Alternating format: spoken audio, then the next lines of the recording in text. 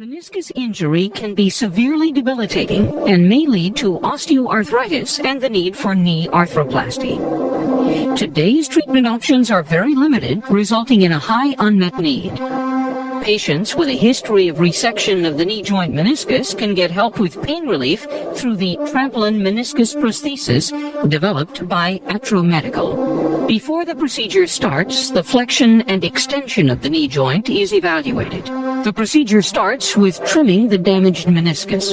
It is not necessary to have a remaining rim of the meniscus. Important is to remove the remnants of the anterior horn of the meniscus and also to remove part of the medial infrapatellar fat pad for visualization. The correct size of the needed implant can be determined when the trial sizer lies flat on the tibia plateau and the far medial edge of the tibia plateau is still visible. Then the aiming device is connected to the trial sizer and the trephine is inserted into the aiming device. A little incision in the skin is made at the location of the trephine on the front of the tibia. The trephine makes contact with the patient's tibia and the sharp points are fixed in the bone of the tibia.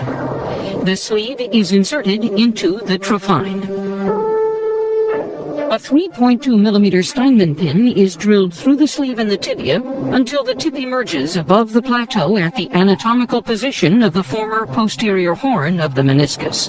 The sleeve is then removed and the Steinmann pin is left in place. The resulting length of the tunnel is measured with a depth gauge to determine the right size for the posterior screw. Then the Steinmann pin is removed and the aiming device is carefully kept in place to keep the right direction of the drill hole. The tap is used through the trephine.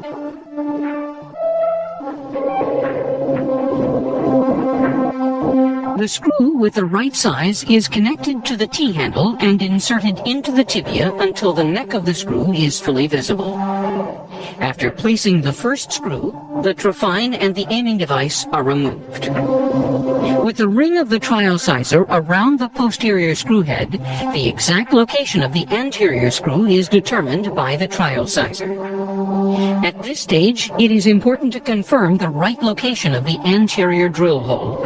A more posterior location may lead to impingement of the anterior horn during extension of the knee.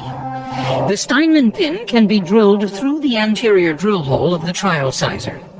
After removing the drill and trial sizer, the hole is tapped and the anterior screw can be placed with the T-handle.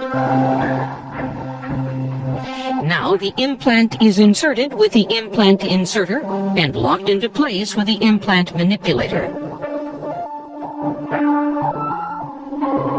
The anterior horn can be clipped on the screw with a finger. During the last check, the implant and its size are inspected.